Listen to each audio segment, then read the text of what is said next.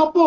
ఒక రాష్ట్ర సీఎం ఇప్పుడు ఎవరు క్వశ్చన్ చేస్తున్నారన్న అంశాన్ని పక్కన పెడితే తీర్పు ఎట్లా వచ్చింది? ప్రజా తీర్పు ఎట్లా వచ్చింది? తిట్టినోళ్ళకి వచ్చిందా, పడ్డోళ్ళకి వచ్చిందా? శ్రీకాంత్ గారి తీర్పు ఏముంది సార్? ఈ రోజు ఓడిపోతారు రేపు పేరుతో. ఎవరికైనా గెలుపోవడంలో సాహసం ఏ పార్టీకైనా. రేపు నువ్వు అధికారంలో రామని మీరు గ్యారంటీ ఇవ్వగలరా? నాకు రేపు అధికారంలోకి రాదని, రేపు అధికారంలోకి వస్తారని గ్యారంటీ ఇవ్వమని చెప్పండి. ఒక్క నిమిషం కార్తిక్ గారు ఏదో మాట్లాడాలనుకుంటారు. కార్తిక్ గారు, వాస్తవానికి ఇప్పుడు ఆయన చెప్పిన మాటలోనే రెండు భాష్యాలు ఉన్నాయి. పవన్ కళ్యాణ్ ఎమ్మెల్యేగా గెలవనాడు 2019 ఎన్నికల్లో అని చెప్పాడు. మళ్ళా గెలిపోవటంలో ఎవరికైనా సహజం అంటాడు. గెలిపోవటం సహజం అని చెప్పాలా, ఓడిపోయినందుకు నిందించాలా? ఈ రెండిట్లో ఏదో ఒకటే కోరుకోమనండి. రెండు సహజం అని చెప్పాలి. ఇప్పుడు ఓటమిని నిందించకూడదు. ఇంకొక విషయం నేను బేసిక్ గా చెప్తున్నాను. ఇప్పుడు కార్పొరేటర్ తక్కువ, ఎమ్మెల్యేకి తక్కువ, కార్పొరేటర్ ఎక్కువ అంటున్నారు. సరే, టెక్నికల్ గా ప్రయత్నం చేద్దాం. పార్టీకి అతీతంగా టెక్నికల్ గా ప్రయత్నం చేద్దాం. జనసేనకి అసెంబ్లీ ఎన్ని స్థానాలు ఉన్నాయండి? 21 స్థానాలు ఉన్నాయి. వైసీపీకి ఎన్ని ఉన్నాయండి? 11 స్థానాలు ఉన్నాయి. ఇప్పుడు జగన్మోహన్ రెడ్డి పెద్ద నాయకుడా, పవన్ కళ్యాణ్ పెద్ద నాయకుడా టెక్నికల్ గా? ఇంకొక మాట, ఈ 11 స్థానాలు ఎన్ని స్థానాల్లో పోటీ చేస్తూ వచ్చాయండి? 175 స్థానాల్లో పోటీ చేస్తూ వచ్చాయి. కానీ 21 స్థానాలు ఎన్ని స్థానాల్లో పోటీ చేస్తూ వచ్చాయండి? కేవలం 21 స్థానాల్లో పోటీ చేస్తూ వచ్చాయి. 100% స్ట్రైక్ రేట్ సంపాదించుకున్నాడు పవన్ కళ్యాణ్ దేశ రాజకీయాలు ఎక్కడ లేని విధంగా. రెండోది, ఈ దేశ ప్రధాని నరేంద్ర మోడీ ఒక విషయం నా టైంలో ఆయనకి ఇస్తారని నాకు అర్థం కావట్లా. ఆయనకి అంటే మీ టైం నా టైం అనేది కాదండి. ప్రజలకు చర్చ అర్థవంతంగా పోవాలి. చర్చ అర్థవంతంగా పోవాలి. 1-to-1 చర్చ పోవాలి. మీది నాది టైం కాదు సార్. తీసుకొచ్చి మీరు ఎన్ఎస్టీ కూర్చుని పెట్టి ఏం మాట్లాడిస్తారు? కాదండి, మీరు ఏది పడితే అది మాట్లాడతారు, సమర్థిస్తూ పోవాలి. ఏమన్నారు? కూర్చోబెట్టి మాట్లాడిస్తారా? మీద ఏం తెలుసు? ఎన్ఎస్టీ వచ్చాడు 170 స్థానాలను పోటీ చేస్తే 11 సీట్లు వచ్చాయి. అవును, మరి రాదుగా?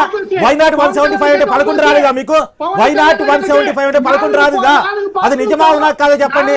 మీకు వచ్చింది 11 స్థానాలు.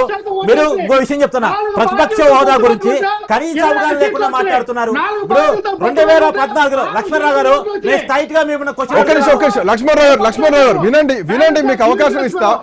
మీకు అవకాశం ఇస్తా, ఇవ్వనని నేను అనట్లేదు. వినండి ఒక్క నిమిషం. లక్ష్మణరావు గారు, నాకు లక్ష్మణరావు గారు, దిస్ ఇస్ మై డిబేట్. ఆయన ఎవరికి టైం ఇవ్వాలి, ఎంత టైం ఇవ్వాలో నాకు తెలుసు. దయచేసి ఆయన ఒక సబ్మిషన్ అన్నారు, ఆయనకి ఇచ్చాను. ఆయన మీ మాటలు ఒక్క నిమిషం సార్.